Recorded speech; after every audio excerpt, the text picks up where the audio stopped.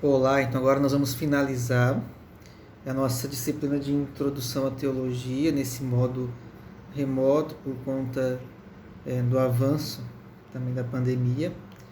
E nós vamos trabalhar hoje para fechar esse modo nessas essas quatro aulas sobre o documento Fides et Ratio do Papa João Paulo II, né? Ele que escreveu então essa carta encíclica trabalhando, né, sobre as relações entre fé e razão. Então,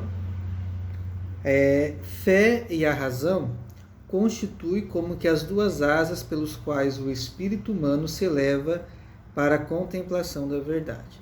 Então, essa importância de trabalhar a fé e a razão, ali as duas ligadas para que nós possamos de fato fazer uma boa teologia, fazer esse entendimento. Quanto mais o homem conhece a realidade do mundo, tanto mais ele conhece a si mesmo na sua unicidade, ao mesmo tempo que nele se torna cada vez mais premente a questão do sentido das coisas e da sua própria existência. Nós humanos, nós vamos nessa busca, né, de perguntar a questão: por que o mal existe? Por que a gente tem que morrer? E quanto mais nós vamos conhecendo a realidade, nós vamos indagando sobre tal situação. E buscando a fé e a razão, nós vamos ter essa melhor compreensão do sentido da nossa existência. Por que nós estamos aqui? Qual que é o objetivo, qual que é o propósito de nós passarmos por esse mundo? E o homem, ele vai ganhando, ele vai progredindo no conhecimento da verdade, tornando assim cada vez mais humana a sua existência. E para isso sobressai a filosofia, onde o que faz a filosofia, né? O contributo específico é colocar a questão do sentido da vida e esboçar a resposta. Então ela constitui, pois, uma das tarefas mais nobres da humanidade. A filosofia nos ajuda a refletir. Por isso que quem faz teologia deve ter feito filosofia antes, né? Ou quem não fez, no decorrer do curso de teologia tem as disciplinas de filosofia, ou seja, essa razão e fé que devem caminhar juntos. Então, há um progresso, né, no conhecimento da verdade. O homem, ele tem que estar disposto a isso, e por isso ele faz a reflexão. E a reflexão parte da filosofia. E quando nós falamos da igreja, a igreja, por sua vez, ela não deixa de apreciar o esforço da razão na consecução de objetivos que tornem cada vez mais digna a existência pessoal. Na verdade, o que a igreja vê na filosofia? A igreja vê o caminho para conhecer as verdades fundamentais relativas à existência do homem. Aquelas perguntas que as crianças fazem, que eu e você nós já fizemos também, né? Por que é o sofrimento? Se a gente vai morrer, por que a gente nasce? Qual que é o sentido de estar aqui? Então, a igreja, ao mesmo tempo, ela considera a filosofia uma ajuda indispensável para aprofundar a compreensão da fé e comunicar a verdade do Evangelho a quantos não a conhecem ainda. O documento vai nos trazer que, credenciada pelo fato de ser depositária da revelação de Jesus Cristo, a Igreja deseja reafirmar a necessidade da reflexão sobre a verdade. Esse caminho, esse delinear que vai nos chegar a esse conhecimento da verdade.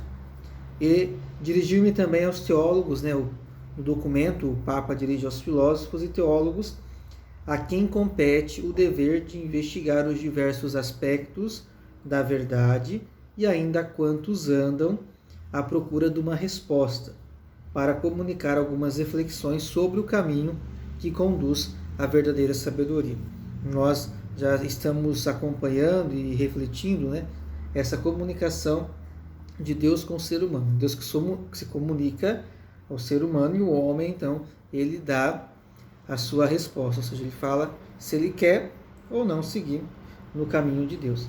E, portanto, a razão vai ajudar a compreender, a aprofundar esse conhecimento da verdade. Então, a Constituição, né, Dei Verbo, como nós já estudamos na aula passada, no vídeo passado, continua aquele caminho plurissecular de compreensão da fé, refletindo sobre a revelação à luz da doutrina bíblica e de toda a tradição patrística. E a filosofia e a ciência situam-se na ordem da razão natural, enquanto a fé é iluminada e guiada pelo Espírito e reconhece na mensagem da salvação a plenitude da graça e da verdade. Então, que verdade é essa? A verdade que Deus quis se revelar na história de maneira definitiva por meio do seu Filho Jesus. A verdade, então, que Deus confiou ao homem a respeito de si mesmo e da sua vida insere, portanto, no tempo e na história. Nenhum ser humano está fora do tempo ou fora da história. Jesus esteve no tempo, esteve na história, participou, embora nós sabemos que nele tem a plenitude da revelação, mas ele esteve no contexto presente no seio da humanidade. E em auxílio da razão que procura a compreensão do mistério, então a razão ela vai fuçar, né? Ela vai andar para compreender o mistério, e vem também aqui os sinais presentes na revelação. Então estes servem para conduzir mais longe a busca da verdade e permitir que a nossa mente ela possa autonomamente investigar, inclusive dentro do mistério. Então a nossa razão ela vai lá dentro. De qualquer modo, se por um lado esses sinais dão maior força à razão, porque lhe permitem pesquisar dentro do mistério com os seus próprios meios, de que ela justamente se sente receosa. Por outro lado, impelem-na a transcender a sua realidade de sinais para aprender o significado ulterior de que eles são portadores. Portanto, aqui já neles, né, uma verdade escondida para a qual encaminham a mente e da qual esta não pode prescindir sem destruir o próprio sinal que lhe foi proposto. Ou seja, a razão, para a gente poder compreender, vai nos auxiliar nessa compreensão do mistério. Porque quando a gente faz o estudo da Bíblia, a gente vai na exegese, a gente usa a razão para compreender também a história, o porquê que viviam, como que a sociedade vivia daquela época, como que era a cultura da época, para que a gente entenda o que a palavra de Deus ela está dizendo na sua total verdade. Agora, fazer léxico divina seria outra coisa. Mergulhar na palavra. Agora, o que Deus está falando para mim através da palavra de Deus. Agora, a exegese, ela vai no fundo, né, na raiz ali da questão. Por isso, a razão vai nos auxiliar a desvendar certos mistérios também. E nós temos um dom do Espírito, que é o dom da sabedoria. E feliz é o homem que é constante na sabedoria e que discorre com a sua inteligência, que repassa no seu coração os caminhos da sabedoria, que penetra no conhecimento dos seus segredos. Vai atrás dela como quem lhe segue o rastro e permanece nos seus caminhos. Olha pelas suas janelas e escuta as suas portas. Então a sabedoria ela tem essa missão de vasculhar tudo ali. Ela vai penetrando no conhecimento dos seus segredos. E para isso ela faz o uso de raciocinar, né, de planejar, para poder chegar a essa descoberta, digamos assim. E diante do documento da fé e da razão, até porque a nossa resposta é uma resposta de fé a Deus, não há motivo para existir concorrência entre a razão e a fé. Então, por que não há uma razão para ter concorrência entre a fé e a razão? Porque uma implica a outra, a cada qual tem o seu espaço próprio de realização. Então, não é uma briga entre fé e razão, mas é uma unidade que vai nos ajudar a desenvolver melhor o progresso do nosso conhecimento. A razão, ela é valorizada, mas não super exaltada. O que ela alcança pode ser verdade, mas só vai adquirir pleno significado se o seu conteúdo for situado no horizonte mais amplo. Qual que é esse horizonte mais amplo? O horizonte da fé. Então aqui não dá para supervalorizar a razão ou supervalorizar a fé, porque as duas têm que caminhar juntas. E numa passagem de Provérbios 20, versículo 24, vai dizer assim para nós: o Senhor é quem dirige os passos do homem, como poderá o homem compreender o seu destino? Então a razão vai nos falar do nosso destino. Nós estamos vendo num tempo diferente, há um ano praticamente, e nós perguntamos, por que tudo isso? Por que está acontecendo essa pandemia, nos privando de tantas situações? Será que Deus está castigando o seu povo por alguma coisa que fez? Então, essas são questões que a gente vai se indagando e a razão vai nos levando a ter que buscar a resposta. Mas se a gente fazer uma resposta longe da fé, daí nós vamos pirar. Porque a gente tem que ter Deus diante da reflexão também. Então a razão e a fé, elas devem caminhar juntas. No Antigo Testamento, a fé, ela liberta a razão na medida em que lhe permite alcançar coerentemente o seu objeto de conhecimento e situá-lo naquela ordem suprema, onde tudo adquire sentido. Em resumo, pela razão, o homem alcança a verdade, porque, iluminado pela fé, descobre o sentido profundo de tudo e, particularmente, da própria existência. Então, o homem, pela razão, o homem alcança a verdade iluminado pelo quê? Iluminado pela fé. E descobre o sentido profundo de tudo, e particularmente da própria existência. Justamente, pois o autor sagrado coloca o início do verdadeiro conhecimento no temor de Deus. E ali em Provérbios 1, versículo 7 vai estar: o temor do Senhor é o princípio da sabedoria. Então, para a gente ter essa sabedoria, nós devemos ser pessoas tementes a Deus. Isso falava lá, essa reflexão do Antigo Testamento. Então, à luz da revelação cristã, o que anteriormente indicava uma doutrina genérica sobre a divindade, passou a assumir um significado totalmente novo. Ou seja, a reflexão que o crente realiza para exprimir a verdadeira doutrina acerca de Deus, este pensamento cristão novo que estava a desenvolver-se servia da filosofia, mas ao mesmo tempo tendia a distinguir-se nitidamente dela. A história revela que o próprio pensamento platônico, lá no estudo de Platão, quando foi assumido pela teologia, sofreu profundas transformações, especialmente em conceitos como a imortalidade da alma, a divinização do homem e a origem do mal. Então a parte filosófica vai muito contribuir com a teologia. Agostinho vai beber muito na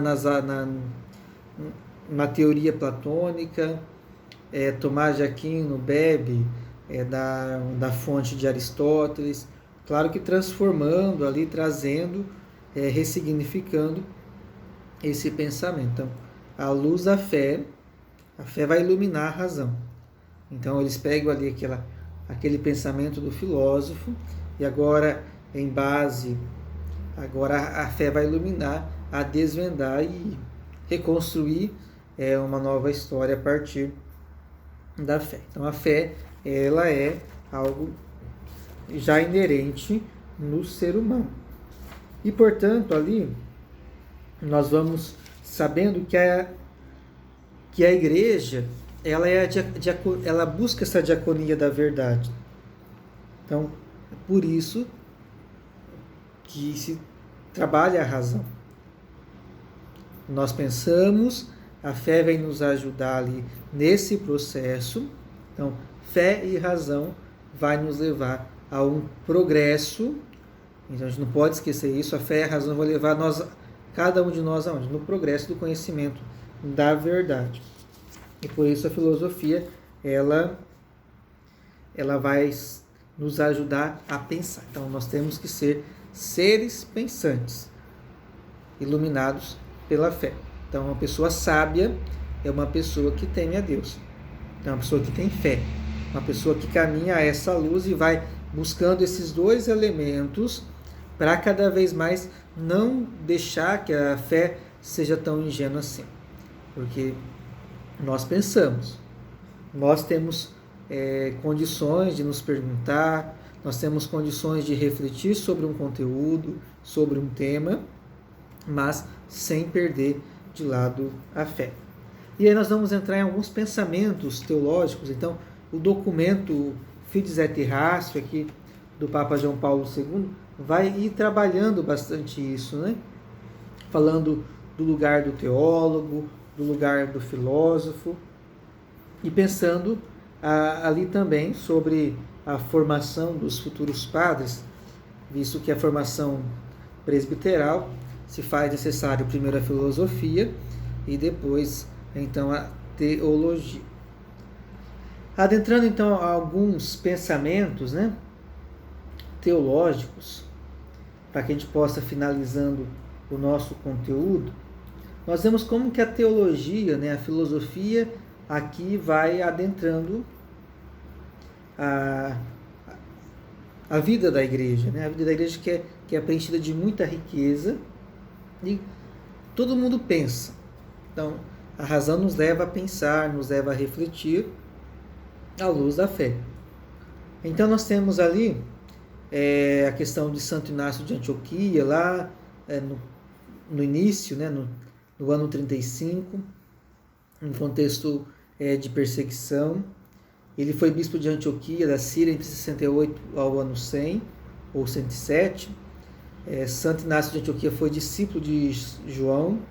Ele foi detido pelas autoridades e transportado para Roma, onde foi condenado à morte.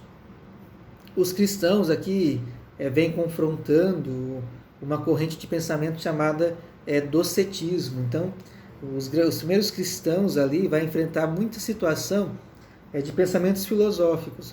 E o que era o docetismo?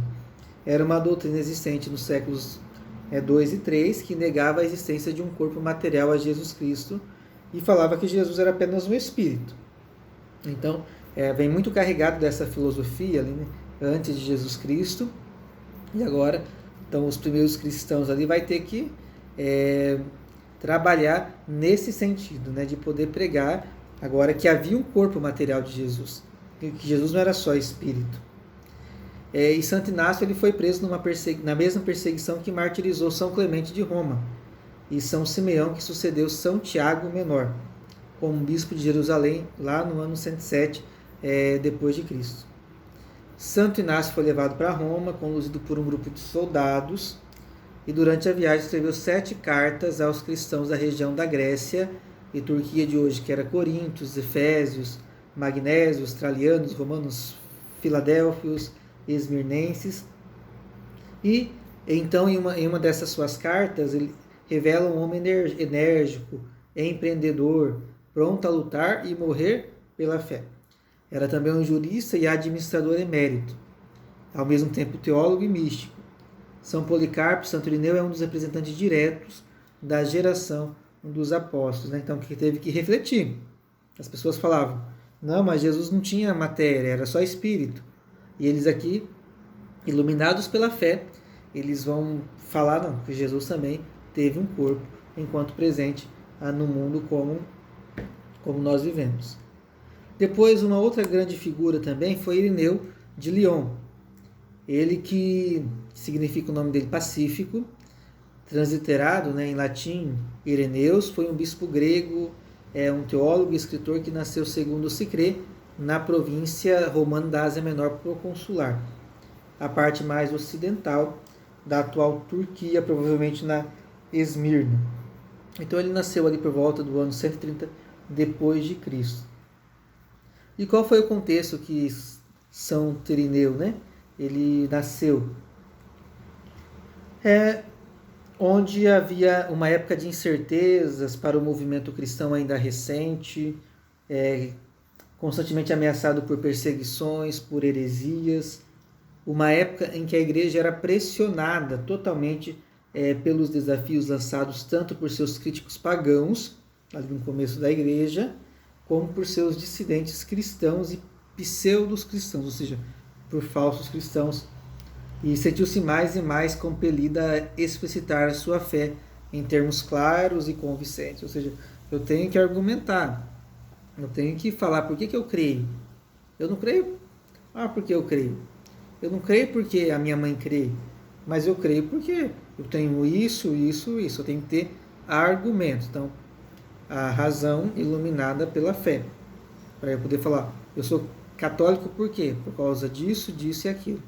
Então, essa ligação, né, intrínseca da fé, da razão.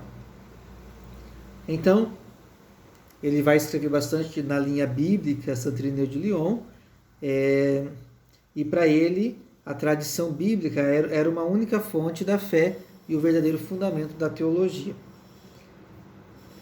Tendo rejeitado a noção de que o conteúdo da revelação era simplesmente uma nova e melhor filosofia, Irineu, mais do que qualquer dos seus predecessores, esforçou-se para fornecer uma síntese de toda a Escritura, cobrindo todas as principais áreas da teologia cristã. Agora a gente fala de Agostinho.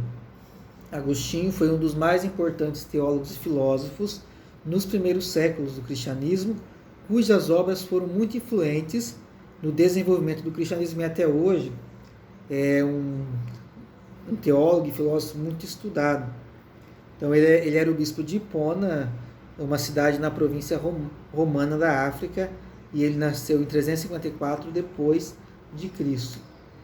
A ele se deveu a criação de uma filosofia que pela primeira vez deu suporte racional ao cristianismo.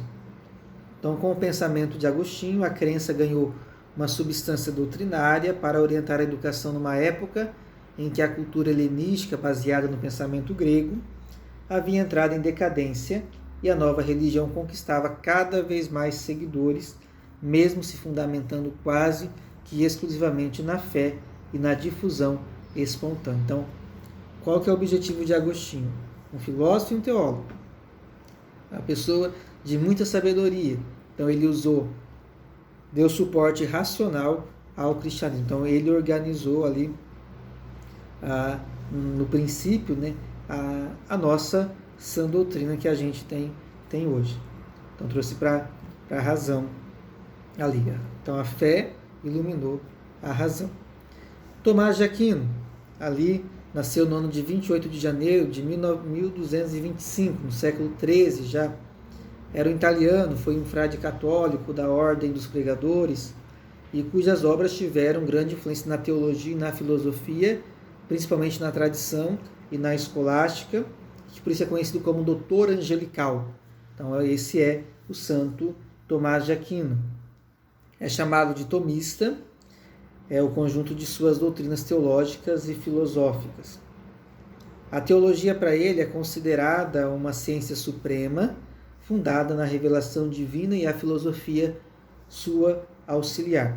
Então aqui a teologia, ciência suprema, e a filosofia é auxiliar da teologia. E ele dizia que cabia à filosofia demonstrar a natureza e a existência divina em plena harmonia com a razão. E depois, o próprio Tomás de Aquino vai nos fazer refletir 5 vias que levam até Deus. Então, o movimento, a causalidade, o ser possível e necessário, os graus de perfeição e a finalidade. Então, ele vai usar como exemplo o arqueiro, né? A flecha, quando tem uma flecha só parte em direção ao alvo, porque existe o arqueiro que mira e dispara. E isso é porque há uma inteligência guiando a flecha. O arqueiro, né? Ele vai dizer, o arqueiro do universo é o próprio Deus. Ele tem a flecha ali para poder lançar e acertar a cada um de nós. Então, esse passo, né? O exemplo do arqueiro que mira a flecha, pensa, né? Como que vai acontecer, se vai acertar o alvo. Então, tem que pensar para isso acontecer. E depois nós vamos vendo esse pensamento teológico bastante, às vezes, conflituoso na Reforma Protestante, ali no século XVI, com João Calvino, Martinho Lutero, né? Que são os reformadores. Depois do século XX, qual que é o pensamento teológico do século XX? Aqui eu trago o pensamento de Karl Rahner, que nasceu em 1904 e morreu em 1984. Para muitos, a teologia dele marca a entrada da Igreja Católica na modernidade. Então, o pensamento de Karl Rahner é bastante estudado dentro da teologia. Depois também o Papa Bento XVI, né, o Joseph Ratzinger, que é um grande teólogo e papa alemão, que foi uma das figuras eclesiais mais notáveis do século XX e continua a ser nesse início de milênio com uma forte incidência sobre a vida da igreja. Qual que é a teologia do Bento XVI, né, do Joseph Ratzinger? Ele destacou como uma teologia que busca dialogar com a atualidade na dinâmica, fé e razão, abordando temas fundamentais para a concepção da vida e da igreja. Então, a teologia dele é baseada numa perspectiva cristocêntrica, ou seja, Cristo é o centro. Então, o núcleo do pensamento de Ratzinger é constituído por Cristo. Por quê? Porque nele reside o sentido último de toda a realidade. Então, daí a gente vai fechando a nossa disciplina, né, com os conceitos de teologia, como ele aparece, o termo teologia aparece já em Platão, mas o conceito já existia nos pré-socráticos, e Platão vai aplicar essa palavra teologia aos mitos, interpretando a luz crítica da filosofia, né? Então, depois os estudos metafísicos do ente e do seu ser, considerando a metafísica ou filosofia primeira, a mais elevada de todas as ciências, ou seja, metafísica. Então, isso além, né?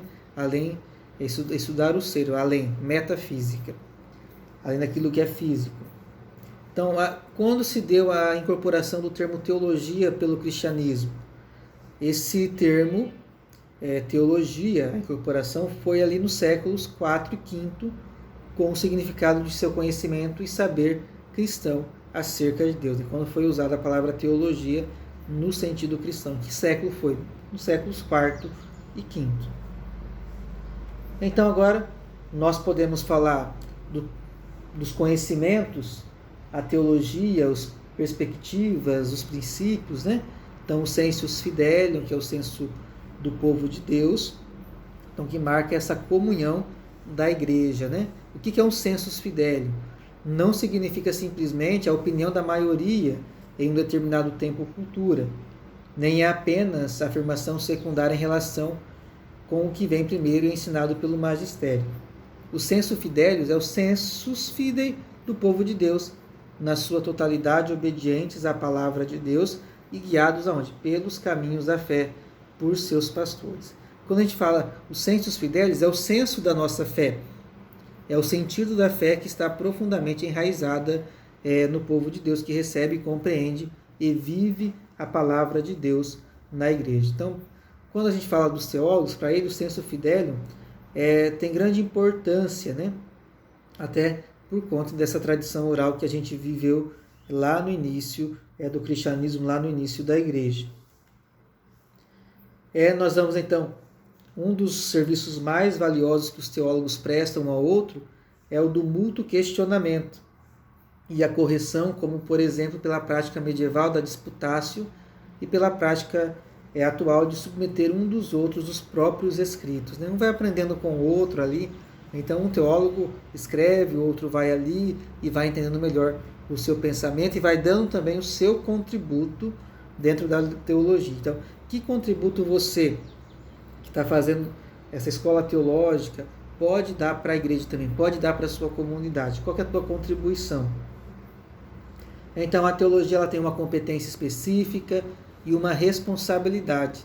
E tudo parte do diálogo constante com as correntes sociais, religiosas e culturais do tempo, e dando abertura também a outras ciências. A teologia, né, nunca descartou também as outras ciências para poder tornar cada vez mais o conhecimento, o progresso, para chegar melhor na verdade. Né? Então, fé e razão nos ajuda ao progresso do conhecimento da verdade. Aqui no texto vai ficando claro no finalzinho agora desses slides que vocês terão aí.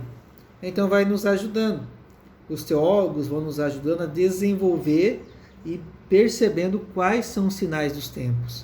O que a gente pode ver a partir do momento histórico que a gente vive hoje com a pandemia. Então, nós temos que ler, não precisa ser mandinar para entender o que está acontecendo.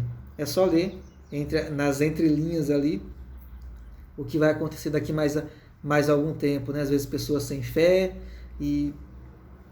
então nós vamos cada vez mais os jovens afastados de Deus e assim por diante. Então, o que vemos atualmente, né? Guerra, o cristianismo sendo jogado às vezes no lixo, e como ler os sinais dos tempos, né? Tantas situações ali, uns que falam, você é tão quadrada, né? Você acredita em Deus ainda? Então, são situações que a gente vive no tempo de hoje. Mas que nós temos que ter a razão, mas não podemos deixar de lado a fé, porque a fé ilumina a nossa razão. Espero que vocês tenham, de fato, aprendido um pouco rápido, vão ter esses slides também. Se vocês quiserem aprofundar mais, aí só ler o documento Fides et Ratio do Papa São João Paulo II. Valeu e nos vemos em uma das disciplinas aí da Escola Teológica. Grande abraço.